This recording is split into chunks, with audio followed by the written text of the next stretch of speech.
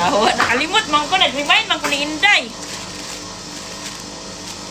Pakisan mo, ulat ka. Di, nakalimot yun ko. Wala na sa una-una. May kilos ko eh. Tingnan ko yawa, nag-post. Manibua.